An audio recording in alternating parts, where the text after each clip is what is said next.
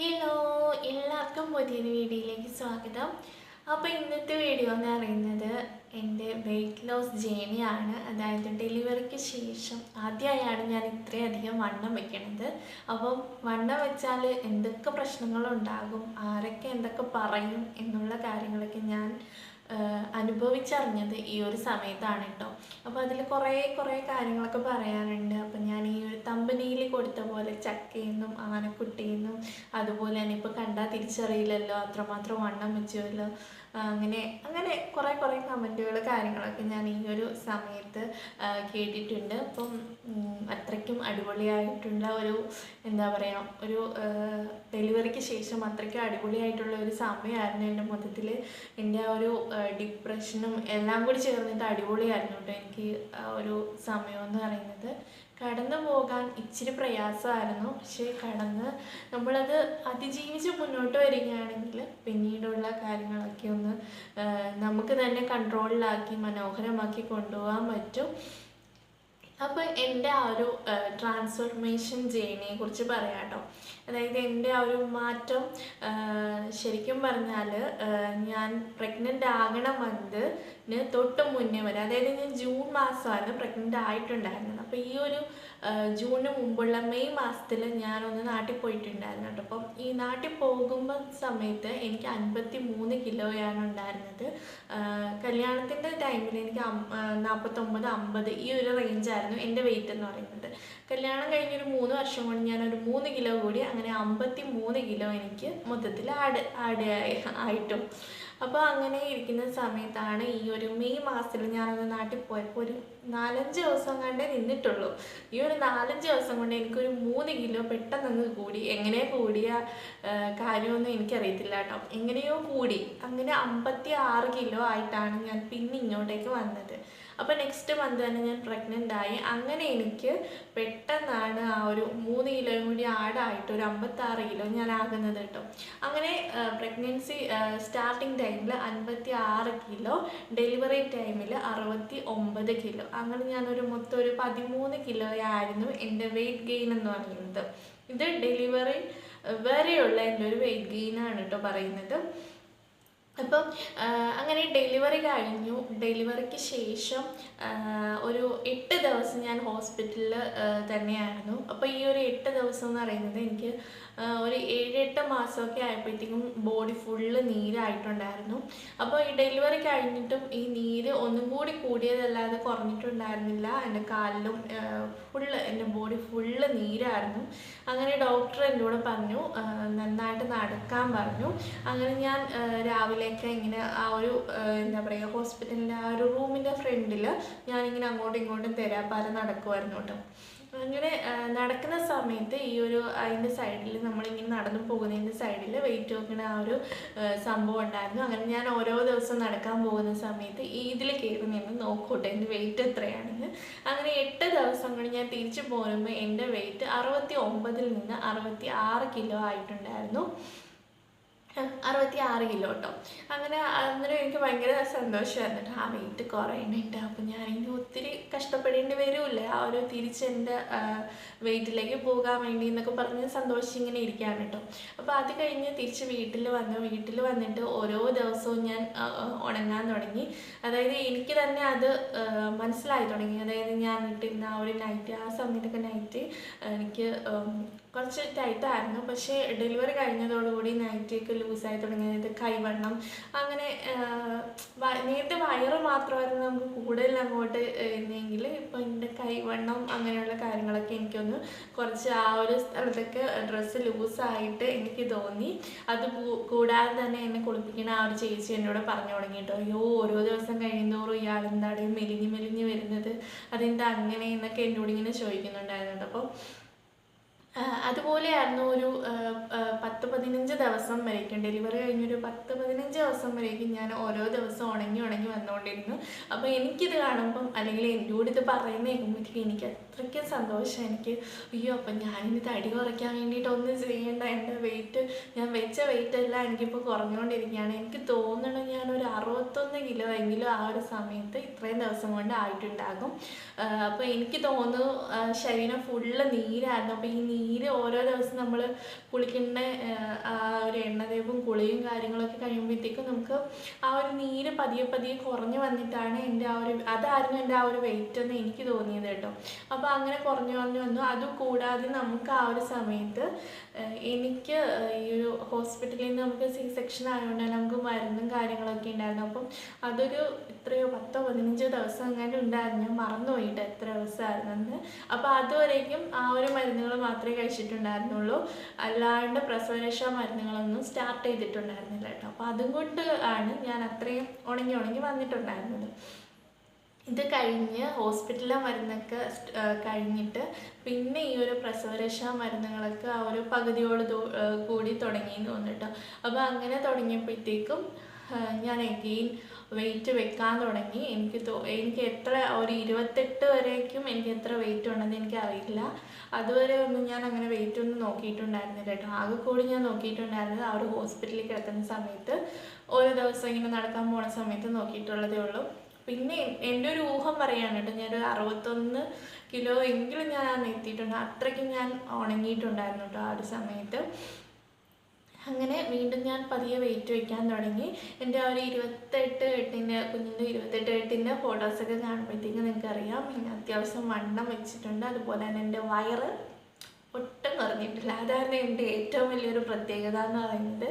ഞാൻ പ്രഗ്നൻ്റ് ആയി last month എനിക്ക് എത്രത്തോളം വയറുണ്ടായിരുന്നു, ആ ഒരു അത്രത്തോളം വയറ് തന്നെ എനിക്കുണ്ടായിരുന്നു. അതിലൊരു ഇച്ചിരി പോലും കുറഞ്ഞിട്ടുണ്ടായിരുന്നില്ല. അതായിരുന്നു എനിക്ക് ഏറ്റവും വലിയൊരു പ്രശ്നമെന്ന് പറയുന്നത്. അപ്പം ഈ ഒരു 1.5 മാസം അതൊക്കെ ആയ സമയത്തൊക്കെ ഞാൻ നോക്കുമ്പോഴത്തേക്കും എൻ്റെ വയറ് അതുപോലെ തന്നെ ഇരിക്കുകയാണ്, ഒട്ടും കുറയണില്ല.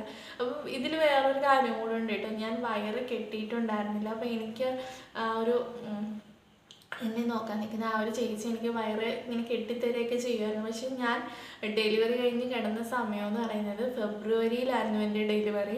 അപ്പോൾ നിങ്ങൾക്ക് ഊഹിക്കാം നല്ല ചൂട് ഉള്ള സമയമായിരുന്നു പിന്നെ അങ്ങോട്ടേക്ക്. അപ്പോൾ എനിക്ക് ഈ ഒരു ചൂട് കാരണം എനിക്ക് ഒട്ടും ഉറങ്ങാൻ പറ്റാത്ത ഒരവസ്ഥ. ഇപ്പോൾ കുഞ്ഞൊക്കെ ഉള്ളതുകൊണ്ട് നമുക്ക് ഫാനൊന്നും സ്പീഡിലിടാൻ പറ്റില്ല. അപ്പോൾ അതുകൊണ്ട് തന്നെ ഞാനിങ്ങനെ ഓരോ ദിവസം വിയർത്ത് കുളിച്ചിട്ടാണ് കിടക്കുന്നത്. അപ്പോൾ അതിൻ്റെ കൂടെ ഇത്രയും ടൈറ്റായിട്ട് വരിഞ്ഞ് മുറുക്കി നമ്മുടെ വയറൊക്കെ ഇങ്ങനെ കെട്ടിവെക്കുമ്പോൾ ഇതിന് കൂടുതൽ വിയർപ്പും കാര്യങ്ങളുമാണ്. അപ്പം ഞാൻ അതുകൊണ്ട് തന്നെ എനിക്ക് വയറ് കെട്ടണ്ട. അപ്പോൾ ആ ചേച്ചി എന്നോട് പറഞ്ഞിരുന്നു വയറ് ചാടും. പിന്നെ അവസാനം അതിൻ്റെ ഇതിൽ നടക്കേണ്ടി വരും. എല്ലാവരും ചോദിക്കും അടുത്ത ഗർഭിണി ആയോ എന്നൊക്കെ ചോദിക്കും. അപ്പോൾ ഞാൻ പറഞ്ഞു അതൊന്നും എനിക്കൊരു കുഴപ്പമില്ല, എനിക്ക് വയറ് കെട്ടണ്ട. അപ്പോൾ അങ്ങനെയൊക്കെ പറഞ്ഞ് ഞാൻ വയറ് കെട്ടിച്ചില്ല കേട്ടോ. ആകെ ഒരു 5-6 ദിവസം എങ്ങാണ്ട് ഞാൻ കെട്ടിയിട്ടുള്ളൂ. പിന്നെ അതിൻ്റെ ആണോ എൻ്റെ വയറ് കുറയാനെന്നുള്ള കാര്യമൊന്നും എനിക്ക് അറിഞ്ഞുകൂടാ. എന്തായാലും ആ ഒരു പരിപാടി ഞാൻ ചെയ്തിട്ടുണ്ടായിരുന്നില്ല കേട്ടോ.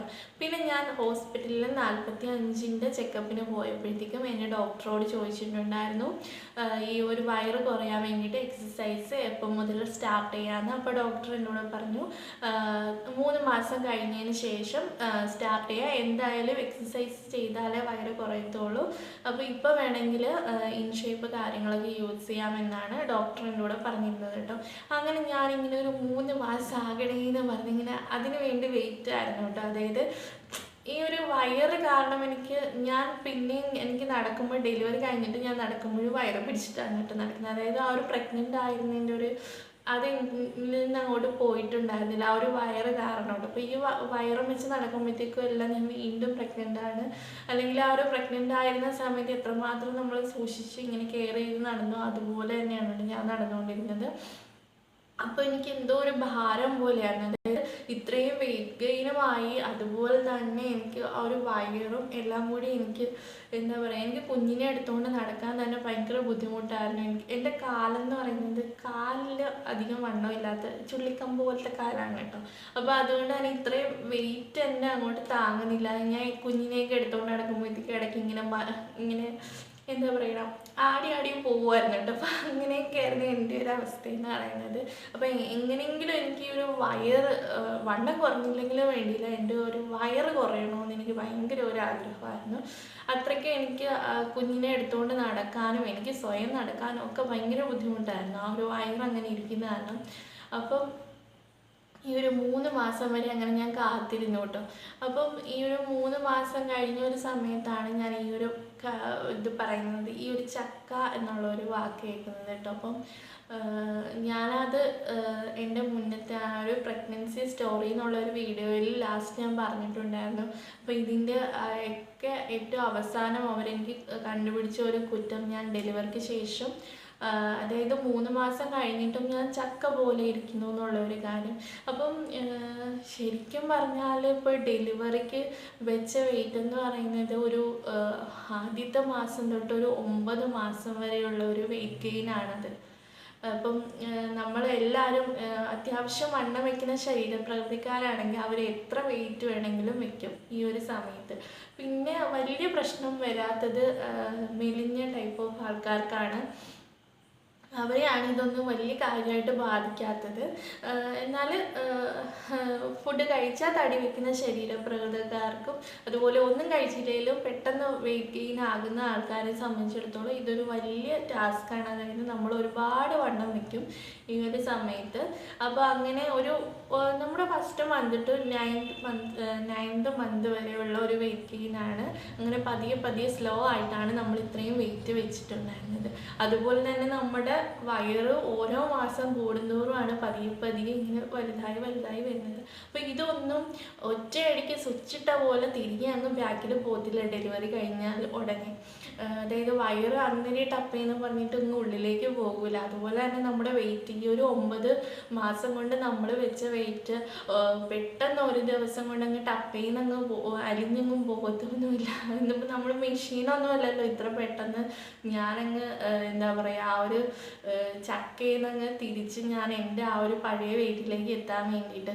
അപ്പോൾ എനിക്കത് കേട്ടപ്പോൾ എന്താ പറയുക, എനിക്ക് അതുവരെ എനിക്ക് അവരോട് ഇങ്ങനെ അവർ ഇങ്ങനെ ഓരോ കാര്യങ്ങളൊക്കെ ചെയ്യുവാണെങ്കിൽ, അതായത് ഇപ്പം ഈ കുഞ്ഞു കുട്ടികളൊക്കെ ഇപ്പം നമ്മളെ അടിച്ചിട്ട് അവർ തന്നെ കരയാറുണ്ട്. അപ്പോൾ എൻ്റെ കുഞ്ഞങ്ങനെ കാണിക്കാറുണ്ട് കേട്ടോ. അപ്പോൾ അവളെ വന്ന് ചിലപ്പോൾ എന്നെ അടിച്ചിട്ട് അവൾ തന്നെ സ്വയം കരയാറുണ്ട്. അപ്പോൾ അതുപോലെയാണ് എനിക്ക് ഇവരുടെ കാര്യത്തിൽ തോന്നാറ്.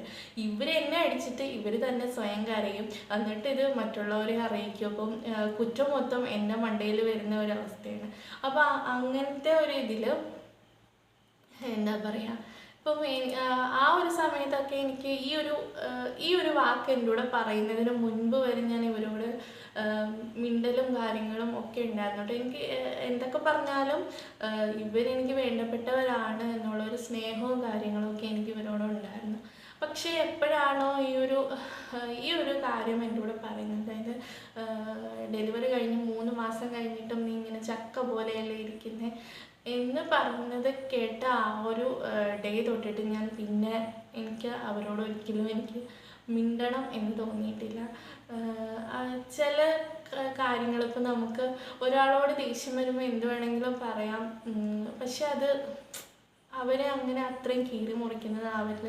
ഇപ്പം എന്താ പറയുക, പറഞ്ഞ ആൾക്കാർക്ക് ചിലപ്പോൾ അത് ഓർമ്മയും ബോധമൊന്നും കാണത്തില്ല, പക്ഷെ അത് കേട്ട എനിക്ക് നല്ലോണം എന്താ പറയുക, അതൊരു വല്ലാത്തൊരു മുറിവാണ്, അതൊരു ഉണങ്ങാത്ത മുറിവാണെന്ന് പറയും. അപ്പം പ്രത്യേകിച്ച് എൻ്റെ ആ ഒരു സിറ്റുവേഷൻ ഒട്ടും നല്ലതായിരുന്നില്ല. ഞാൻ എൻ്റെ ഈ ഒരു കഴിഞ്ഞ 2 വീഡിയോസിൽ ഞാൻ പറഞ്ഞിട്ടുണ്ടായിരുന്നു എൻ്റെ ഒരു ഡിപ്രഷൻ സ്റ്റോറിയെക്കുറിച്ച്. അത് ഡിപ്രഷനാണോ എന്തായിരുന്നു ആ ഒരു അവസ്ഥയെന്ന് പോലും യഥാർത്ഥത്തിൽ എനിക്ക് അറിയില്ല കേട്ടോ. അപ്പം ആ ഒരു സമയത്തിൽ കൂടി ഞാൻ കടന്നു പോകുന്ന ഒരു സമയത്താണ് ഈ വ്യക്തി എന്നോട് ഇതൊക്കെ പറയുന്നത് കേട്ടോ. അപ്പോൾ എനിക്ക് കുറച്ചും കൂടി ആ ഒരു ആഘാതം കൂടി എന്നല്ലാതെ ആ ഒരു സമയത്ത് എനിക്കിതൊക്കെ കേട്ടപ്പോഴത്തേക്കും ഞാൻ ഭയങ്കര ഇമോഷണലായിരുന്നു. എനിക്ക് എന്താ പറയുക, എന്തിനവരെ എന്നോട് അങ്ങനെ പറഞ്ഞു.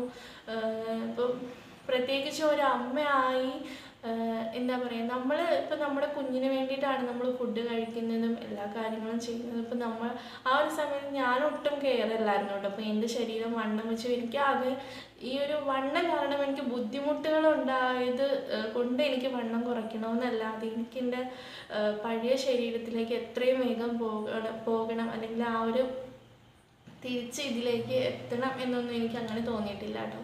അപ്പോൾ മറ്റുള്ളവർ പറയുമ്പോഴല്ലാതെ, അതായത് ഇപ്പോൾ ഞാൻ എവിടെയെങ്കിലും പോവുകയാണെങ്കിൽ ആൾക്കാർ അയ്യോ അങ്ങ് തടിച്ചല്ലോ, അല്ലെങ്കിൽ ഇപ്പം കണ്ട ആളെ അറിയത്തില്ലല്ലോ, അത്രയ്ക്ക് മാറ്റം വന്നല്ലോ, നല്ല തടി വെച്ചല്ലോ, ഇങ്ങനെയൊക്കെ ആൾക്കാർ പറയുമ്പോഴത്തേക്കും ഒരു ഇത് തോന്നും. അപ്പോഴാണ് ഞാൻ ആലോചിക്കുന്നത് കേട്ടോ. അപ്പം അയ്യോ ഞാൻ ഒത്തിരി വണ്ണം വെച്ചല്ലേ എന്ന് ഞാൻ അപ്പോഴാണ് ചിന്തിക്കുന്നത്. അല്ലാത്ത സമയത്ത് ഞാൻ അതിനൊന്നും എന്താ പറയുക, അമ്മമാർക്ക് അറിയാമായിരിക്കും, അവർക്ക് ഇതൊന്നും ചിന്തിക്കാനോ അല്ലെങ്കിൽ കണ്ണാടി നോക്കി അങ്ങനെ നിൽക്കാനോ മേക്കപ്പ് ഇടാനോ ഒന്നിനും സമയം കിട്ടത്തില്ല. നമുക്ക് ഇപ്പോൾ ഏതാ ദിവസം എന്ന് കൂടി എനിക്കറിയാത്തൊരു സമയങ്ങളായിരുന്നു അതൊക്കെ എന്ന് പറയുന്നത്. അപ്പം മറ്റുള്ളവർ പറയുമ്പോഴാണ് ഞാൻ അതിനെക്കുറിച്ച് ബോധേഡാകുന്നത്. അയ്യോ ഞാൻ വണ്ണം വെച്ചല്ലേ എന്നുള്ള കാര്യങ്ങളൊക്കെ കേട്ടോ. പിന്നെ ഒരു ഇൻസിഡൻറ്റ് പറയുകയാണെങ്കിൽ, ആ ഒരു സമയത്ത് എനിക്ക് തോന്നുന്നു കുഞ്ഞിന് 6 മാസമൊക്കെ ആയ സമയത്താണ് കേട്ടോ.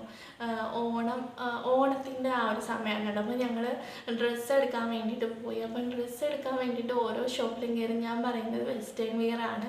അപ്പോൾ അവർ എന്നെ കാണുമ്പോഴേ പറയും അയ്യോ ഈ സൈസിന് ഇല്ല, ഈ സൈസിന് വെസ്റ്റേൺ വെയറിൽ കിട്ടത്തില്ല, നിങ്ങൾ അല്ലാത്ത ഇതിൽ നോക്കൂ എന്ന് പറയും.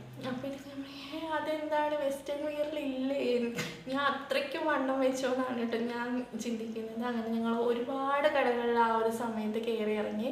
അപ്പോൾ എൻ്റെ സൈസിൽ എങ്കും ഇല്ല എന്ന് പറഞ്ഞു കേട്ടോ. അപ്പം അവസാനം ലാസ്റ്റ് ഒരിടത്തു നിന്ന് കിട്ടി, പക്ഷെ അത് എന്നാലും എനിക്കത് ടൈറ്റായിരുന്നു.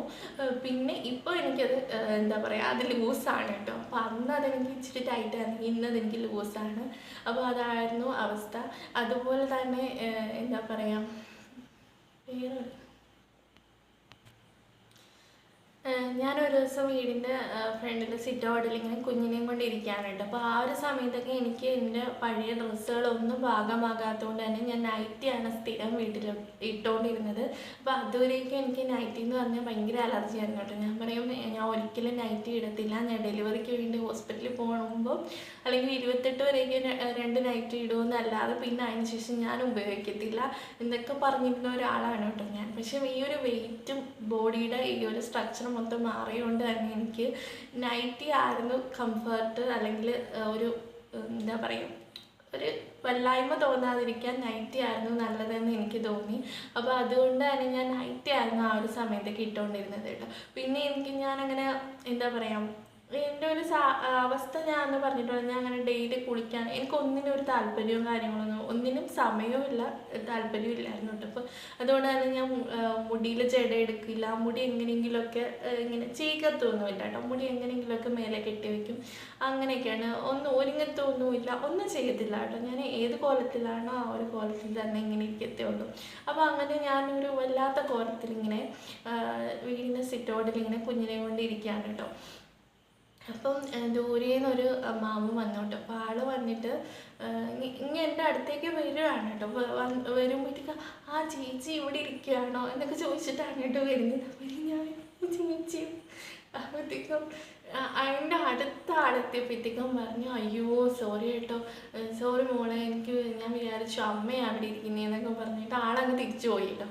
അപ്പോഴത്തേക്കും ഞാനിങ്ങനെ ചിന്തിക്കണം, ദൈവമേ എന്നെ കണ്ടാലിപ്പോൾ എൻ്റെ അമ്മയുടെ അത്ര പ്രായം തോന്നും. അങ്ങനെ എനിക്ക് ശരിക്കും പറഞ്ഞാൽ അന്നേരം ചിരിയല്ല കേട്ടോ, അന്നേരം അത്രയും സങ്കടമാണ് എനിക്ക് തോന്നിയത്. ചിരിയും വരുന്നുണ്ട്, പക്ഷേ കൂടുതലും എനിക്കൊരു സങ്കടമാണ് കേട്ടോ തോന്നിയത്. അപ്പം ഞാൻ പിന്നെ പോയി കണ്ണാടിയിലൊക്കെ നോക്കിയിട്ട് അയ്യോ എന്നെ കണ്ട ഇത്രയും പ്രായമൊക്കെ തോന്നിക്കോ അങ്ങനെ നോക്കിയിട്ട്. അപ്പോൾ ശരിക്കും പറഞ്ഞാൽ എനിക്കും തോന്നിയിട്ടോ, ഞാൻ ഒരു വല്ലാത്ത കോലത്തിലൊക്കെയായിരുന്നു അന്നിങ്ങനെ നടക്കുന്നതൊക്കെ കേട്ടോ.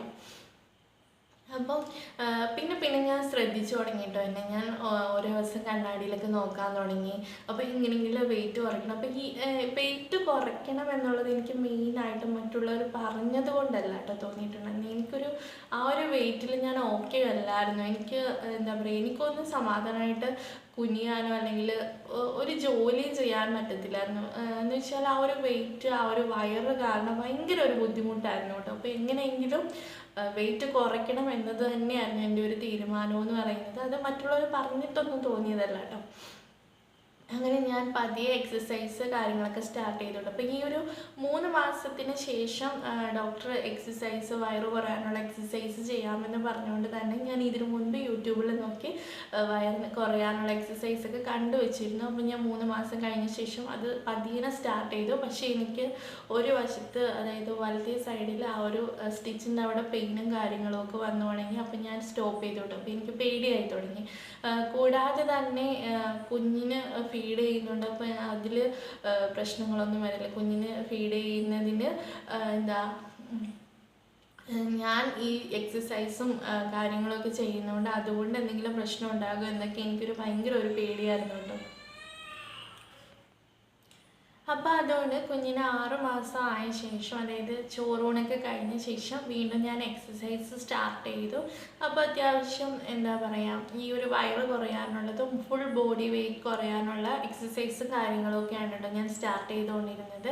അപ്പോൾ അതിൽ ഞാൻ മെയിനായിട്ട് ചെയ്തിരുന്നത് ആര്യ ബാലകൃഷ്ണൻ്റെ സുംബയായിരുന്നു. ടോട്ടൽ വെയ്റ്റ് ലോസ്, അതായത് ബോഡി ഫുൾ വെയ്റ്റ് ലോസിൻ്റെയും അതുപോലെ തന്നെ ഈ ഒരു വയറ് കുറയാൻ വേണ്ടിയിട്ടുള്ള എക്സസൈസും കാര്യങ്ങളുമാണ് ആ ഒരു സമയത്ത് ഞാൻ ചെയ്തുകൊണ്ടിരുന്നത് കേട്ടോ. അപ്പോൾ അതിൻ്റെ ഇടയ്ക്ക് വെച്ചിട്ട് എന്താ പറയുന്നത്, ഞാനാണെങ്കിൽ ഈ ഒരു 45ാമത്തെ ഡേയിൽ നമ്മൾ ഈ ഒരു കുഞ്ഞിൻ്റെ വാക്സിനേഷന് വേണ്ടിയിട്ട് പോയ സമയത്ത് ഞങ്ങളൊരു ഓട്ടോ ഒക്കെ പിടിച്ചിട്ടാണ് കേട്ടോ പോയത്. അപ്പോൾ ഹോസ്പിറ്റലിലേക്ക് അത്യാവശ്യം ദൂരവും കാര്യങ്ങളൊക്കെ ഉണ്ടായിരുന്നു. അപ്പം നല്ല വഴികൾ പലതും ഉണ്ടായിരുന്നു കേട്ടോ. പക്ഷേ ഈ ഒരു ഓട്ടോ ചേട്ടൻ ഞങ്ങളെ കൊണ്ടുപോയത് അത്രയും കുണ്ടും കുഴിയുള്ളൊരു വഴി കൂടാണ്. പിന്നെ പുള്ളി പോയത് നല്ല സ്പീഡിലാണ് കേട്ടോ. അപ്പോൾ ഓരോ ഇതിൽ വീഴുമ്പോഴത്തേക്കും നമ്മളിങ്ങനെ തുള്ളിച്ചാടുന്ന പോലെയാണ്. അപ്പം ഈ ഒരു 45 ദിവസമായ ഒരു കുഞ്ഞുണ്ട്. അതുപോലെ തന്നെ എൻ്റെ ഡെലിവറി കഴിഞ്ഞിട്ട് ഈ ഒരു സ്റ്റിച്ചിൻ്റെ പെയിനും കാര്യങ്ങളൊക്കെ എനിക്കും ഉണ്ട് കേട്ടോ. അപ്പോൾ എനിക്ക് C-സെക്ഷൻ ആയിരുന്നു. അപ്പം ആ ഒരു ഇത് പൊങ്ങിച്ചാട്ടോ അതുപോലെ തന്നെ എന്താ പറയുക, മൊത്തത്തിൽ നമ്മുടെ ബോഡി ഫുള്ള് ഒലച്ചെടുത്തു എന്ന് പറയാം. അങ്ങനത്തെ ഒരു യാത്രയായിരുന്നു അത്. അപ്പോൾ അതിന് ശേഷം എനിക്ക് കുറച്ച് എല്ലാ മാസവും എനിക്ക് ഓരോ രീതിയിൽ തന്നെ ബാധിക്കാൻ തുടങ്ങി. അതായത് എനിക്ക് എന്താ പറയുക, ബാക്ക് പെയിൻ, ഭയങ്കരമായിട്ട് ബാക്ക് പെയിനും കാര്യങ്ങളൊക്കെ ഇതിന് ശേഷം തുടങ്ങി കേട്ടോ. അതുപോലെ തന്നെ വേറെ കുറച്ച് പ്രോബ്ലംസും കാര്യങ്ങളൊക്കെ തുടങ്ങി. അപ്പം ഞാൻ ഇതിൻ്റെ ഇടയ്ക്കൊക്കെ ഞാൻ പലരോടും ചോദിക്കുന്നുണ്ട്, നിങ്ങൾക്കൊക്കെ ഡെലിവറി കഴിഞ്ഞിട്ട് ഈ ഒരു പ്രശ്നം ഉണ്ടോയെന്ന്. അപ്പോൾ അവരൊക്കെ പറഞ്ഞ് ഇല്ല അവർക്കൊന്നും ഇല്ല. അപ്പം ഞാനിങ്ങനെ ഡോക്ടറെ ഇടയ്ക്ക് മെസ്സേജ് അയച്ചിട്ടോ, അപ്പോൾ എനിക്ക് ഇങ്ങനത്തെ ഒരു ഇഷ്യൂ ഉണ്ട്. അപ്പോൾ ഡോക്ടർ പറഞ്ഞു ഹോസ്പിറ്റലിലോട്ട് വാ, നമുക്കൊന്ന് സ്കാൻ ചെയ്ത് നോക്കാമെന്നൊക്കെ എൻ്റെ കൂടെ പറഞ്ഞു കേട്ടോ. അപ്പോൾ ഞാൻ വിചാരിച്ചു, പിന്നെ എനിക്ക് കുഞ്ഞിനെയൊക്കെ ആയിട്ട് പോകാൻ ഭയങ്കര മടി. അപ്പോൾ ഞാൻ വീണ്ടും അത് കുഴപ്പമില്ലായിരിക്കും, നോർമൽ ആയിരിക്കും എന്നൊക്കെ പറഞ്ഞിട്ട് ഞാൻ വീണ്ടും അങ്ങനെ ഡോക്ടറെ കാണാനോ പോകാനോ ഒന്നും നിന്നില്ല കേട്ടോ. അങ്ങനെ ഞാൻ തകൃതിയായിട്ട് എന്താ പറയുക, ഈ ഒരു എക്സസൈസും കാര്യങ്ങളൊക്കെ ചെയ്യുന്നുണ്ട്. പക്ഷേ എൻ്റെ വെയ്റ്റിൽ ഒരു കുറവുമില്ല കേട്ടോ. അപ്പോൾ ഞാൻ വീണ്ടും എഗെയിൻ ഈ ഒരു 69 കിലോയിലേക്ക് എത്തി. അതായത് ഡെലിവറിയുടെ ലാസ്റ്റ് എനിക്ക് ഉണ്ടായിരുന്ന ആ വെയ്റ്റിലേക്ക് 69 കിലോയിലേക്ക് ഞാൻ എത്തിയിട്ടുണ്ടായിരുന്നു. അപ്പോൾ ഈ ഒരു 69 കിലോയിൽ നിന്ന് കുറയാൻ വേണ്ടിയിട്ടാണ് ഞാൻ ഈ എക്സസൈസ് ഒക്കെ ചെയ്തുകൊണ്ടിരിക്കുന്നത് കേട്ടോ. അപ്പോൾ എൻ്റെ വയറ് ഒട്ടും കുറയണില്ല, എൻ്റെ വെയിറ്റ് ഒട്ടും കുറയണില്ല. ഞാൻ ഒരു 69ൽ തന്നെ നിൽക്കുകയാണ് കേട്ടോ. ഞാൻ പല എക്സസൈസ് ചെയ്ത് നോക്കി. ഇതിൻ്റെ ഇടയ്ക്ക് ഞാൻ രജിഷ രാജേന്ദ്രൻ എന്ന അവരുടെ യൂട്യൂബ് ചാനലിൽ കുറേ ആംസിൻ്റെ അതുപോലെ തന്നെ ചെസ്റ്റ് സൈസ്, അതുപോലെ തന്നെ എന്താ പറയുക, ഈ ഒരു വയറ് കുറയാൻ വേണ്ടിയിട്ടുള്ള എക്സസൈസ് കാര്യങ്ങളൊക്കെ കണ്ട് അപ്പോൾ ഞാൻ അത് ഫോളോ ചെയ്ത് തുടങ്ങിയിട്ട്. അപ്പോൾ ഇവരുടെ രണ്ടിൻ്റെയും കൂടെ മിക്സപ്പ് ആക്കിയിട്ടാണ് ഞാൻ ചെയ്തുകൊണ്ടിരുന്നത്. അപ്പോൾ ഞാൻ നല്ലോണം കഷ്ടപ്പെടുന്നുണ്ട്. പിന്നെ നമ്മുടെ ശരീരം പെട്ടെന്ന് അങ്ങോട്ട് വഴങ്ങത്തൊന്നുമില്ല. ഈ ഒരു ഡെലിവറിക്ക് ശേഷം പതിയെ എല്ലാം വരത്തുള്ളൂ. അപ്പം അത്രയും നമ്മൾ സ്ട്രെസ്സ് കൊടുത്തിട്ട് വേണം ഈ ഒരു എക്സസൈസും കാര്യങ്ങളും ഒക്കെ ചെയ്യാൻ വേണ്ടിയിട്ട്. അപ്പോൾ അത്രയും കഷ്ടപ്പെട്ടിട്ടും ഞാൻ ഒരു 6 മാസം തൊട്ടിട്ട് 8 മാസം വരെ നല്ലോണം കഷ്ടപ്പെട്ടു. പക്ഷേ എനിക്ക് ഒരു റിസൾട്ടും അതിൽ നിന്ന് കിട്ടിയിട്ടില്ല കേട്ടോ. ഞാൻ ഒരു 69 കിലോയിൽ തന്നെ നിന്നു. അപ്പം ഞാൻ ഇതിൽ എക്സസൈസ് മാത്രമാണ് ചെയ്തുകൊണ്ടിരുന്നത്. ഫുഡ് കൺട്രോളിങ്ങോ ഒരു കാര്യങ്ങളും ഉണ്ടായിരുന്നില്ല കേട്ടോ. കാരണം എനിക്ക് അങ്ങനെ കൺട്രോൾ ചെയ്തിട്ട് ഒന്നും ചെയ്യാൻ എനിക്ക് തോന്നിയിട്ടുണ്ടായിരുന്നില്ല. കാരണം ഫീഡ് ചെയ്യുന്നതുകൊണ്ട് തന്നെ എനിക്ക് ആ ഒരു കാര്യത്തിൽ എനിക്ക് ഭയങ്കര പേടിയായിരുന്നു. അപ്പോൾ അതുകൊണ്ട് തന്നെ ഞാൻ ഫുഡ് കൺട്രോളോ കാര്യങ്ങളോ ഒന്നുമില്ല, എക്സസൈസ് മാത്രമാണ് ഞാൻ ചെയ്തുകൊണ്ടിരുന്നത്. അപ്പോൾ എനിക്ക് ഇങ്ങനെ ഇത്രയും ഞാൻ കഷ്ടപ്പെട്ടിട്ടും എനിക്ക് എന്താ പറയുക, ഒട്ടും ടൈം കിട്ടത്തില്ല. അപ്പോൾ ഈ കിട്ടുന്ന ടൈമിൽ എപ്പോഴെങ്കിലുമൊക്കെയാണ് ഇതൊക്കെ ഓടിപ്പടിച്ച് ചെയ്യുന്നത്. അപ്പോൾ അത്രയും കഷ്ടപ്പെട്ടിട്ടും ഒരു റിസൾട്ടും കിട്ടാതെ 1 കിലോ എങ്കിലും കുറയണമെന്ന് പ്രാർത്ഥിച്ച് അല്ലെങ്കിൽ അങ്ങനെ ഓടിപ്പോയി നോക്കിയിട്ടുള്ള ദിവസങ്ങളുണ്ട്. പക്ഷേ ഒരു അര ഇഞ്ച് പോലും എൻ്റെ കുറഞ്ഞില്ല കേട്ടോ. അപ്പോൾ അങ്ങനെ മൊത്തത്തിൽ ഞാൻ എന്താ പറയുക, ഞാൻ അതിൽ നിന്ന് ബാക്കപ്പ് ആയിട്ട് ഞാൻ വിചാരിച്ചു ഓക്കെ, ഇനി ഞാൻ ഈ ഒരു വെയിറ്റിൽ തന്നെ ഇനി ചിലപ്പോൾ നിൽക്കത്തോളായിരിക്കും, ഇനി ഒരിക്കലും എൻ്റെ വെയിറ്റ് കുറയത്തില്ല. അപ്പം ഞാൻ അതിനോട് അഡ്ജസ്റ്റഡ് ആകാൻ, പൊരുത്തപ്പെടാൻ ഞാൻ പിന്നെ ശ്രമിച്ചു തുടങ്ങിയിട്ട്. അപ്പം അങ്ങനെ എന്താ പറയുക, പിന്നെ ഞാൻ എക്സസൈസ് ഒന്നും ചെയ്തിട്ടില്ല കേട്ടോ. എക്സസൈസും കാര്യങ്ങളൊക്കെ ഞാൻ നിർത്തി. ഞാൻ പിന്നെ നോർമലായിട്ട് തന്നെ പോകാൻ തുടങ്ങി. ഫുഡ് കഴിക്കും, കാര്യങ്ങളൊക്കെ ഉണ്ടായിരുന്നു. അപ്പം അങ്ങനെ കുറച്ചങ്ങോട്ട് പോയപ്പോൾ ഒരു 8 മാസം കഴിഞ്ഞ് 9-ാം മാസമൊക്കെ എത്തിയ ഒരു സമയത്താണ് ഞാൻ പറഞ്ഞ ആ ഒരു ഇഷ്യൂ എനിക്ക് എപ്പോഴും ഉണ്ട് കേട്ടോ. അപ്പം ഇപ്പോൾ അമ്മ പറഞ്ഞു നമുക്ക് എന്തായാലും ഡോക്ടറെ പോയി കാണാമെന്ന് പറഞ്ഞിട്ട്. അപ്പോൾ ഞങ്ങൾ ഡോക്ടറെ പോയി കണ്ടുവിട്ടു. ഒരു 9-ാം മാസമൊക്കെ ആവാറായ സമയത്താണ് ഡോക്ടറെ കാണാൻ പോകുന്നത്. അപ്പോൾ ഡോക്ടറെ കാണാൻ പോയപ്പോൾ ഡോക്ടർ എനിക്ക് സ്കാനിങ്ങിനും കാര്യങ്ങൾക്കൊക്കെ എഴുതി, കൂടെ HB, തൈറോയ്ഡ് ഈ കാര്യങ്ങളൊക്കെ നോക്കാനും കൂടി എഴുതിയിട്ടുണ്ടായിരുന്നു കേട്ടോ. അപ്പം ഇതിൽ എനിക്ക് സർപ്രൈസായിട്ട് തോന്നിയൊരു കാര്യം തൈറോയ്ഡായിരുന്നു. തൈറോയ്ഡിൻ്റെ എൻ്റെ ഒരു റിസൾട്ട് എന്ന് പറയുന്നത് 100-ൽ മേലെ ആയിരുന്നു കേട്ടോ അതിനകത്ത് റിസൾട്ട് കാണിച്ചിട്ടുണ്ടായിരുന്നത്. അപ്പം ഞാൻ പ്രഗ്നൻ്റ് ആയിരുന്ന സമയത്ത് എനിക്ക് തൈറോയ്ഡ് ലെവൽ കുറഞ്ഞിട്ടുണ്ടായിരുന്നു. അത് വളരെ കുറച്ചൊരു കുറവായിരുന്നു ഉണ്ടായിരുന്നത്. അപ്പം വളരെ ചെറിയൊരു ഡോസായിരുന്നു അന്ന് എനിക്ക് ഡോക്ടർ തന്നിട്ടുണ്ടായിരുന്നത്.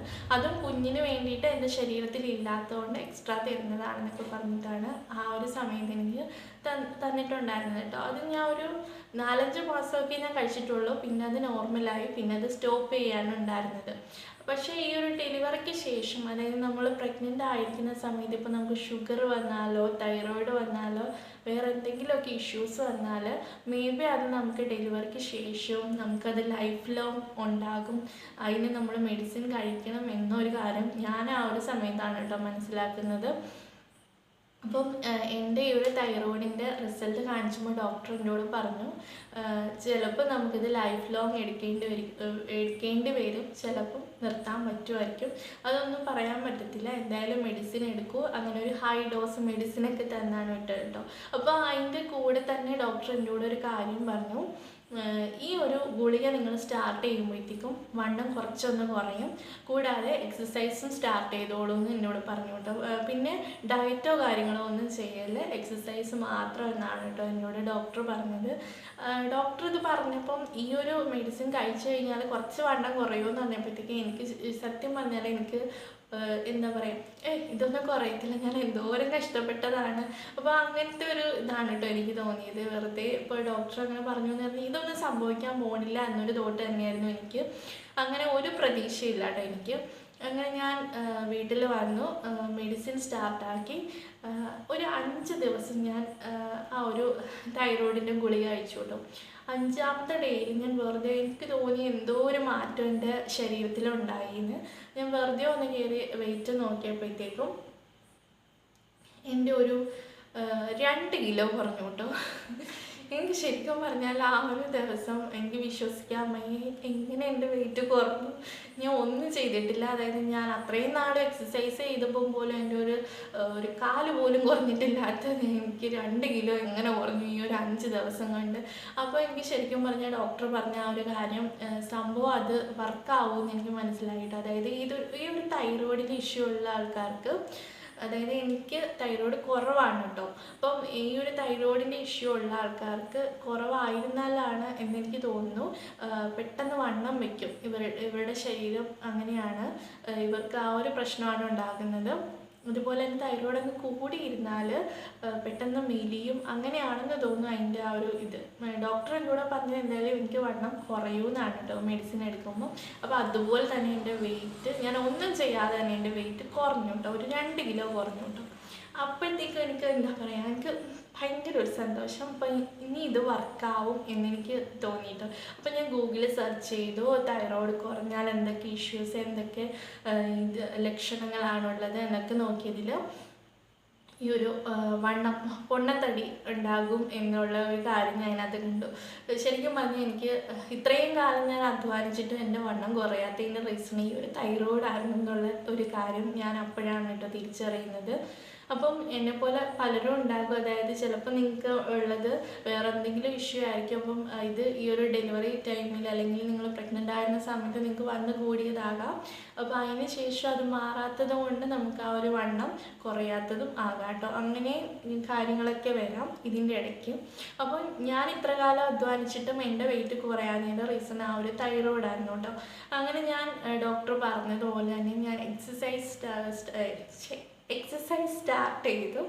അങ്ങനെ സ്റ്റാർട്ട് ചെയ്ത സമയത്ത് എനിക്ക് ഞാൻ കുഞ്ഞിന് 1 വയസ്സാകുന്ന സമയത്ത് എൻ്റെ വെയിറ്റ് 64 കിലോയായി. 69-ൽ നിന്നും 64 കിലോയിലേക്ക് ഞാൻ എത്തിയിട്ടോ. ഇത് ഈ ഒരു തൈറോയിഡിൻ്റെ മെഡിസിൻ ഞാൻ എടുത്ത ശേഷം എക്സസൈസ് സ്റ്റാർട്ട് ചെയ്തിട്ടാണ് എനിക്ക് ഈ ഒരു ഇത്രയും കുറയ്ക്കാൻ പറ്റിയത്. അങ്ങനെ ഇല്ല, ഞാൻ ചിലപ്പം ഈ ഒരു തൈറോയിഡ് പ്രോബ്ലം എന്നെ കണ്ടെത്തിയില്ലായിരുന്നെങ്കിൽ ഞാൻ എത്ര കിടന്ന് തലകുത്തി പറഞ്ഞാലും എൻ്റെ ഈ ഒരു വെയിറ്റ് ഒരിക്കലും കുറയത്തില്ലായിരുന്നു. അതൊരു കാര്യമാണ് കേട്ടോ. അപ്പം അത് കണ്ടെത്തിയോണ്ട് മാത്രമാണ് എൻ്റെ ആ ഒരു വെയിറ്റ് എനിക്ക് കുറയ്ക്കാൻ പറ്റിയത്. അപ്പോൾ നിങ്ങൾ ഈ വീഡിയോ കാണുന്ന ആൾക്കാരാരെങ്കിലും എന്നെപ്പോലെ ഇങ്ങനെ നന്നായിട്ട് എക്സസൈസും കാര്യങ്ങളും ഒക്കെ ചെയ്തിട്ട് നിങ്ങളുടെ വെയിറ്റ് കുറയുന്നില്ല എങ്കിൽ തീർച്ചയായിട്ടും നിങ്ങൾ ഇങ്ങനത്തെ ഇഷ്യൂസ് വല്ലതും നിങ്ങൾക്കുണ്ടോ എന്നുള്ള കാര്യം എന്തായാലും ഉറപ്പായിട്ടും ചെക്ക് ചെയ്ത് നോക്കൂ കേട്ടോ. അപ്പം അങ്ങനെ 64 കിലോ ആയി ഒരു സമയത്താണ് ഞാൻ ഇങ്ങോട്ടേക്ക് ഹസ്ബൻഡിനോട് വരുന്നത്. അപ്പോൾ അതുവരെ ഞാൻ എക്സസൈസ് മുടങ്ങാണ്ട് ചെയ്തിട്ടുണ്ടായിരുന്നു. നാട്ടിലുണ്ടായിരുന്ന സമയത്ത് മുടങ്ങാണ്ട് ഞാൻ എക്സസൈസ് ചെയ്തിട്ടുണ്ടായിരുന്നു. ആ ഒരു 64 കിലോ വരെ ഞാൻ എക്സസൈസ് ചെയ്തിട്ടുണ്ടായിരുന്നു കേട്ടോ. അതിന് ശേഷം അപ്പം അതിൻ്റെ വയറ് കുറഞ്ഞ് എങ്ങനെയാണെന്ന് പറയാൻ പറഞ്ഞു കേട്ടോ. അപ്പോൾ ഞാൻ ഈ ഒരു തൈറോയ്ഡ് മെഡിസിന് ശേഷം എൻ്റെ വണ്ണം കുറഞ്ഞ് ആ ഒരു എക്സസൈസ് ചെയ്യുന്ന സമയത്ത് ഞാൻ രജിഷ രാജേന്ദ്രൻ അവരുടെ ചാനലിൽ ലൂസി എന്ന് പറയുന്ന അവരുടെ യൂട്യൂബറിൻ്റെ ഇങ്ങനെ ഒരു വർക്കൗട്ട്, ഒരു 7 days 7 minute workout belly fat കുറയ്ക്കാൻ വേണ്ടിയിട്ട് ഉള്ളതാണെന്നൊക്കെ പറഞ്ഞിട്ട് അവരത് ട്രൈ ചെയ്യുന്ന ഒരു വീഡിയോ കണ്ടു. അപ്പോൾ എനിക്ക് ഞാൻ നേരെ പോയി ആ ഒറിജിനൽ വീഡിയോ ആണ് കേട്ടോ നോക്കിയത്. ആ ലൂസി എന്ന് പറയുന്ന അവരുടെ വീഡിയോ ആണ് നോക്കിയത്. അപ്പോൾ അതിനകത്ത് അവർ പറയുന്നു 7 days 7 minute വർക്കൗട്ട് ചെയ്യുക, നിങ്ങളുടെ ബെല്ലി ഫാറ്റിൽ ഒരു 1 മുതൽ 2 ഇഞ്ച് വരെ കുറയും എന്നാണ് അവർ പറഞ്ഞിട്ടുണ്ടായിരുന്നത് കേട്ടോ. അപ്പം എനിക്ക് വലിയ ഹോപ്പൊന്നും ഉണ്ടായിരുന്നില്ല, എന്നാലും ട്രൈ ചെയ്ത് നോക്കാമെന്ന്. എനിക്കത് ആ ഒരു വീഡിയോ കണ്ടപ്പോൾ എനിക്കത് സിമ്പിളായിട്ടാണ് കേട്ടോ തോന്നിയത്. അപ്പം ഞാൻ വിചാരിച്ചു എന്നാൽ ട്രൈ ചെയ്യാമെന്നൊക്കെ വിചാരിച്ചിട്ട് ഞാൻ പോയി ട്രൈ ചെയ്തു കേട്ടോ. അപ്പോൾ അത് ചെയ്തു തുടങ്ങിയപ്പോഴാണ് മനസ്സിലായത് അത് കാണുന്ന അത്ര ഈസി അല്ല. അത്രയും നമ്മുടെ ബോഡി ഫുള്ള് ഇതാകും, നമ്മൾ നന്നായിട്ട് വിയർത്ത് കുളിക്കുന്ന ഒരു വർക്കൗട്ടാണത്. അത്രയും കഷ്ടപ്പെടണം ആ ഒരു വർക്കൗട്ട് ഫുള്ള് തീർക്കാൻ വേണ്ടിയിട്ട്. 7 minutes ആണെങ്കിൽ കൂടി നമുക്ക് അതൊരു ഗംഭീര വർക്കൗട്ടാണ് കേട്ടോ. അപ്പം അത് ഞാനൊരു 7 days എന്തായാലും ഞാൻ ചെയ്തു. അപ്പം എനിക്ക് ഒരു 1/2 ഇഞ്ച് എൻ്റെ വയറിൻ്റെ ആ ഒരു ഇത് കുറഞ്ഞിട്ടുണ്ടായിരുന്നു കേട്ടോ. അപ്പം ഞാൻ ഇതെല്ലാം എനിക്ക് ഓരോ ദിവസവും ഞാൻ എക്സസൈസ് ചെയ്യുമ്പോഴും എൻ്റെ വയറിൻ്റെ അതുപോലെ തന്നെ എൻ്റെ വണ്ണം വെയിറ്റ് നോക്കിയത് ആ ഒരു വയറ് എത്ര എനിക്ക് നേരത്തെ മുൻപ് ഉണ്ടായിരുന്നു, അതുപോലെ തന്നെ ഞാൻ എൻ്റെ വർക്കൗട്ടിന് ശേഷം വയറ് കുറഞ്ഞിട്ടുള്ള ആ ഒരു ഇത് എല്ലാം ഞാൻ വീഡിയോസായിട്ട് ഫുള്ള് ഞാൻ വീഡിയോസും ഫോട്ടോസും ആയിട്ട് എല്ലാം പ്രൂഫും എടുത്ത് വെച്ചിട്ടുണ്ടായിരുന്നു. പക്ഷേ എൻ്റെ നിർഭാഗ്യം കൊണ്ടിട്ട് ഒരു 2 ആഴ്ച മുൻപ് ഞാൻ എൻ്റെ ഫോണിൽ എനിക്ക് എപ്പോഴും ഇങ്ങനെ സ്റ്റോറേജിൻ്റെ ഇഷ്യൂ വരുള്ളൂ. അപ്പോൾ സ്റ്റോറേജിൻ്റെ ഇഷ്യൂ വരുമ്പം ഞാൻ പഴയ വീഡിയോസൊക്കെ ഡിലീറ്റ് ചെയ്തിട്ടാണ് ഇതിൽ സ്പേസ് ഉണ്ടാക്കുന്നത്. അപ്പോൾ അന്ന് എനിക്ക് എന്തോ ഒരു സ്റ്റോറേജിൻ്റെ ഒരു വീഡിയോ ഞാൻ എഡിറ്റ് ചെയ്തുകൊണ്ടിരുന്നപ്പോഴാണ് അത് കാണിച്ചത്. അപ്പോൾ എങ്ങനെയോ അതെനിക്ക് ഞാൻ എന്തോ ചെയ്തു ഞാൻ കേട്ടോ. അപ്പം അതിന് ശേഷം ആ ഒരു വീഡിയോ എഡിറ്റ് ചെയ്ത് കഴിഞ്ഞാൽ പിന്നെ എൻ്റെ ഗ്യാലറി നോക്കുമ്പോഴത്തേക്ക് ഒരു സംഭവമില്ല, ഒരു ഫോട്ടോസും ഇല്ല, ഒരു വീഡിയോസും ഇല്ല. പിന്നെ ഞാൻ കുറേ വീഡിയോ റിക്കവറിങ് ആപ്പ് ഒക്കെ ഡൗൺലോഡ് ചെയ്ത് അതിൽ നിന്ന് ഞാൻ റിക്കവർ ചെയ്തെടുക്കാൻ നോക്കിയിട്ട് എനിക്ക് വേണ്ടാത്ത കുറേ വീഡിയോസ് മാത്രമാണ് കേട്ടോ കിട്ടിയത്. ഇതിൻ്റെ ഈ ഒരു വെയിറ്റ് ലോസിൻ്റെ ഞാൻ എടുത്തു വെച്ചിരുന്നതിൽ ഒരു വീഡിയോസ് പോലും എനിക്ക് പ്രൂഫായിട്ട് കിട്ടിയില്ല കേട്ടോ. അപ്പോൾ അതിൻ്റെ ഒരു എന്താ പറയുക, അന്ന് അത്രയും കഷ്ടപ്പെട്ട് എത്രയോ കാര്യങ്ങളൊക്കെ ശേഖരിച്ച് വെച്ചിട്ട് അതൊന്നും എനിക്ക് ഈ ഒരു വീഡിയോയിൽ ആഡ് ചെയ്യാൻ പറ്റുന്നില്ലല്ലോ എന്ന് ഓർക്കുമ്പോഴത്തേക്കും ഭയങ്കര ഒരു സങ്കടമാണ്. അപ്പം അന്ന് എനിക്ക് ആ ഒരു 7 days കൊണ്ട് 1/2 ഇഞ്ച് വണ്ണം വയറിൻ്റെ പോയിട്ടുണ്ടായിരുന്നു കേട്ടോ. അപ്പോൾ എനിക്കൊരു ഹോപ്പ് ഉണ്ടായി എന്തായാലും വയറും കുറയും എന്നുള്ള ഒരു കാര്യം. അങ്ങനെ ഞാനത് റെഗുലറായിട്ട് ചെയ്യാൻ തുടങ്ങി. ഒരു 7 ഡേയ്സ് അല്ലാണ്ട് അത് കഴിഞ്ഞിട്ട് ഞാൻ പിന്നെ റെഗുലറായിട്ട് ആ ഒരു വർക്കൗട്ട് ചെയ്യാൻ തുടങ്ങി. അങ്ങനെ എനിക്ക് വയറിൻ്റെ വണ്ണം പതിയെ പതിയെ കുറഞ്ഞു വന്നു കേട്ടോ. അപ്പം പിന്നെ എന്താ പറയുക, നമ്മുടെ വെയിറ്റ് കുറയുന്നതിനനുസരിച്ച് ആ ഒരു വയറും ഉള്ളിലേക്ക് പോകുന്നുണ്ടായിരുന്നു. അതായത് വയറും ഇങ്ങനെ കുറഞ്ഞു കുറഞ്ഞു വരുന്നുണ്ടായിരുന്നു. അങ്ങനെ 64 കിലോയിൽ നിന്ന് ഞാൻ പിന്നെ ഹസ്ബൻഡിനോട് ഇങ്ങോട്ടേക്ക് വന്നതിന് ശേഷം ഞാൻ പിന്നെ ഒരു വർക്കൗട്ടും ചെയ്തിട്ടില്ല, ഒന്നും ചെയ്തിട്ടുണ്ടായിരുന്നില്ല. ഫുഡ് കൺട്രോളിങ്ങും ഇല്ല, വർക്കൗട്ടില്ല, ഒന്നും ഉണ്ടായിരുന്നില്ല കേട്ടോ.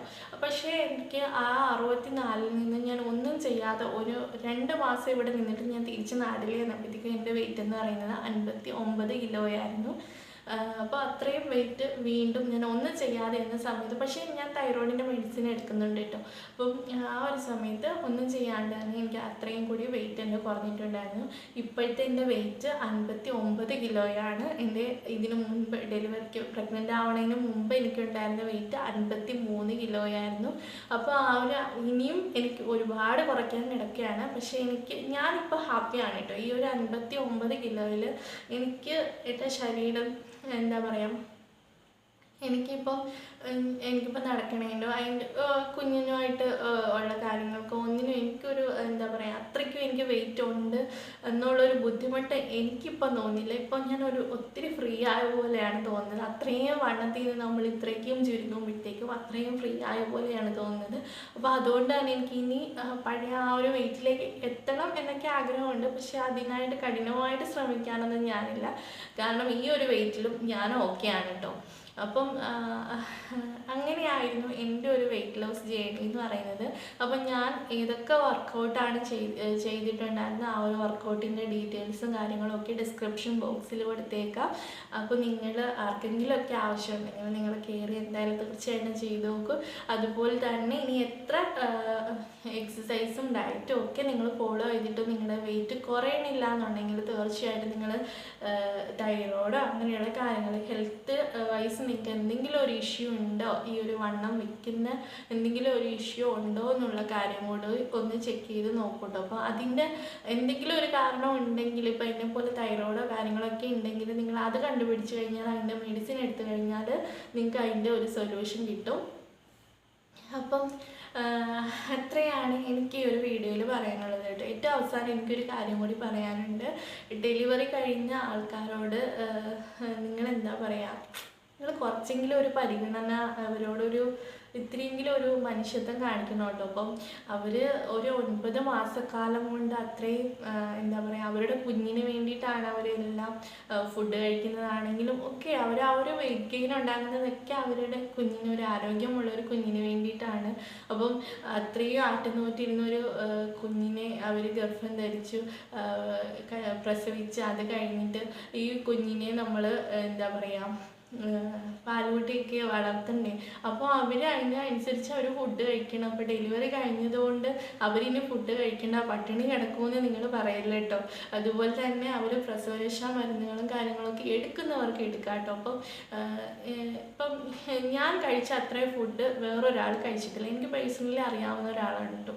അപ്പോൾ ആൾക്ക് അത് താല്പര്യമില്ല, അപ്പോൾ അതൊന്നും കഴിക്കണ്ട എന്നുള്ള ഒരു രീതിക്കായിരുന്നു. അപ്പം അതുകൊണ്ട് തന്നെ ആ ആൾ അത്രയും ഞാൻ വണ്ണം വെച്ച പോലെ വണ്ണം വെച്ചിട്ടില്ല കേട്ടോ. അപ്പോൾ അതുകൊണ്ടൊക്കെ തന്നെ ഫുഡ് നിങ്ങൾ എന്ത് കഴിക്കണം കഴിക്കണ്ട എന്നൊക്കെ ഉള്ളത് നിങ്ങളുടെ തീരുമാനമാണ്. അപ്പോൾ എനിക്ക് ഒന്നിലും ഇപ്പം എൻ്റെ അമ്മ എന്ത് പറയുന്നു അതൊക്കെ ഞാൻ കഴിച്ചിരുന്നു എന്നുള്ളതാണ്. അപ്പോൾ എനിക്ക് എൻ്റെ കുഞ്ഞിന് ഞാൻ മെയിനായിട്ട് ഞാൻ ആ ഒരു സമയത്ത് ഇമ്പോർട്ടൻസ് കൊടുത്തത് എൻ്റെ കുഞ്ഞിനാണ്. അപ്പോൾ അവൾക്ക് ഞാൻ കഴിക്കുന്ന ഫുഡിലൂടെയാണ് എല്ലാം കിട്ടുന്നത്. അപ്പം ഞാൻ എൻ്റെ വെയിറ്റ് നോക്കിയിരുന്ന അല്ലെങ്കിൽ ഞാൻ എൻ്റെ സൗന്ദര്യം നോക്കിയിരുന്നിട്ട് അവൾക്കൊന്നും കിട്ടാതെ പോകല് എന്നുള്ള ഒരു കാര്യത്തിൽ ഞാൻ ഭയങ്കര കൺസേൺ ആയിരുന്നു കേട്ടോ. അപ്പോൾ അതുകൊണ്ട് തന്നെ ഞാൻ വെയിറ്റ് വെക്കും എന്നുള്ള കാര്യം അറിഞ്ഞുകൊണ്ട് തന്നെയാണ് ഞാൻ ഇത്രയും ഫുഡുകളൊക്കെ കഴിച്ചിട്ട് എന്താ പറയുക ഇത്രയും തടി വെച്ചത് കേട്ടോ. അപ്പോൾ അതിൽ എനിക്ക് വലിയ പ്രശ്നങ്ങളും കാര്യങ്ങളും ഒന്നുമില്ല. ഇനി കാണുന്നവർക്കാണ് പ്രശ്നം, അയ്യോ ഞാൻ ഇത്രയും തടി വെച്ചല്ലോ, ആ ഒരു പഴയ ഭംഗിയൊക്കെ പോയല്ലോ എന്നുള്ള കാര്യങ്ങളൊക്കെ. അപ്പോൾ എന്നെ സംബന്ധിച്ചിടത്തോളം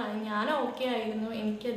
എനിക്ക് ബുദ്ധിമുട്ട് ആ ഒരു വണ്ണം കൊണ്ട് എനിക്ക് ബുദ്ധിമുട്ട് ഞാൻ അനുഭവിച്ച് തുടങ്ങിയപ്പോഴാണ് എനിക്ക് ആ ഒരു വെയിറ്റിൽ നിന്ന് പുറത്ത് വരണം എന്നുള്ള ഒരു കാര്യം എനിക്ക് തോന്നിയിട്ടുണ്ട്. പിന്നെ ഈ ഒരു വിഷമങ്ങൾ, അതായത് എനിക്ക് വേറെ ആരും പറഞ്ഞതിൽ എനിക്ക് അത്ര വിഷമമൊന്നും തോന്നിയിട്ടില്ല. പക്ഷേ നമുക്ക് ഏറ്റവും വേണ്ടപ്പെട്ടവരോ നമ്മളോട് ഒരു കാര്യം പറയുമ്പോഴത്തേക്ക് അത് നമുക്ക് ഭയങ്കരമായിട്ട് ഹേർട്ടാവും. അപ്പോൾ അതുകൊണ്ടിട്ടാണ് ഞാൻ ഈ ഒരു കാര്യം പറയുന്നത് കേട്ടോ. നിങ്ങളിങ്ങനെ ഡെലിവറി കഴിഞ്ഞിട്ട് ആരെങ്കിലും വണ്ണം വെച്ച് കഴിഞ്ഞാൽ ദയവ് ചെയ്ത് നിങ്ങൾ അവരോട് എന്താ പറയുക, അവരെ സന്തോഷിപ്പിക്കുക. അല്ലെങ്കിൽ അവർക്ക് എന്തെങ്കിലും നിങ്ങൾക്ക് ഒരു ഹെൽപ്പ് ചെയ്ത് കൊടുക്കാൻ പറ്റുമെങ്കിൽ അത് ചെയ്യുക. അല്ലെങ്കിൽ നിങ്ങൾക്ക് ഇതൊന്നും പറ്റത്തില്ല എങ്കിലും ദയവ് ചെയ്ത് നിങ്ങൾ മിണ്ടാതിരിക്കുക. അതാണ് നിങ്ങൾക്ക് അവരോട് ചെയ്ത് കൊടുക്കാൻ പറ്റുന്ന ഏറ്റവും നല്ല കാര്യമെന്ന് പറയുന്നത്. അപ്പം എൻ്റെ അനുഭവം അങ്ങനെയൊക്കെ ആയതുകൊണ്ടാണ് കേട്ടോ ഞാൻ അങ്ങനെ പറയണത്. അപ്പോൾ അത്രയേ ഉള്ളൂ. എന്താ പറയുക, അപ്പം അമ്മമാരായിട്ടുള്ള എല്ലാവർക്കും എന്താ പറയുക, നല്ല ഡെലിവറി കഴിഞ്ഞിട്ട് നല്ല ദിനങ്ങളുണ്ടാകട്ടെ എന്ന് ആശംസിക്കുന്നു. കാരണം എൻ്റെ ഒരു മൊത്തത്തിൽ എന്താ പറയുക, ഒരു വർഷം വരേക്കും, അതായത് കുഞ്ഞിപ്പെണ്ണിൻ്റെ 1 വയസ്സ് വരേക്കും എൻ്റെ ഒരു ഡെലിവറിക്ക് ശേഷമുള്ള ഒരു അവസ്ഥ എന്ന് പറഞ്ഞാൽ ഒട്ടും നല്ലതല്ലായിരുന്നു, ഒട്ടും നല്ലതല്ലായിരുന്നു. അപ്പം ആ ഒരവസ്ഥ മറ്റൊരാൾക്കും വരാതിരിക്കട്ടെ എന്ന് ഞാൻ ആഗ്രഹിക്കുന്നു. അപ്പോൾ അതുകൊണ്ട് തന്നെ അമ്മമാർക്കൊക്കെ നിങ്ങളൊരു കെയറിങ്ങും കാര്യങ്ങളൊക്കെ കൊടുക്കുക. കുഞ്ഞിനേക്കാളും നിങ്ങൾ അമ്മമാരെ കെയർ ചെയ്യുക. അപ്പോൾ ആ അമ്മമാർക്ക് നിങ്ങളിൽ നിന്നുള്ള സ്നേഹവും പിന്തുണയൊക്കെ കിട്ടുമ്പോഴത്തേക്കും ആ കുഞ്ഞിലേക്ക് അമ്മയിൽ നിന്ന് അത് പകർന്ന് കിട്ടുന്നതാണ്. അപ്പോൾ അതുകൊണ്ട് തന്നെ കുഞ്ഞിന് ഏറ്റവും കൂടുതൽ ആ ഒരു സ്നേഹം കിട്ടുന്നത് നിങ്ങൾ അമ്മയ്ക്ക് ആ ഒരു പിന്തുണയും സ്നേഹമൊക്കെ കൊടുക്കുമ്പോഴാണ് കേട്ടോ. അല്ലാതെ അവർ തടി വെച്ചു അല്ലെങ്കിൽ നിന്നെ ഇപ്പം കാണാൻ കൊള്ളത്തില്ല, നീ ഇപ്പം എന്ത് കോലമാണ് എന്നൊക്കെ പറഞ്ഞ് അവരെ എന്താ പറയുക, അവരെ വേദനിപ്പിക്കുന്നതിന് പകരം നല്ല നല്ല വാക്കുകൾ എന്തെങ്കിലുമൊക്കെ പറഞ്ഞവരെ സന്തോഷിപ്പിക്കുക. ഓക്കെ, ഇതൊക്കെ കഴിഞ്ഞ് ഇനി ഒരു സമയം ഉണ്ടോ, ഇതൊക്കെ കുറയും എന്നവരെ പറഞ്ഞ് ചേർത്ത് നിർത്താൻ ശ്രമിക്കുക. അപ്പോൾ അത്രയുള്ള എല്ലാവർക്കും ടാറ്റ ബൈ ബൈ കേട്ടോ.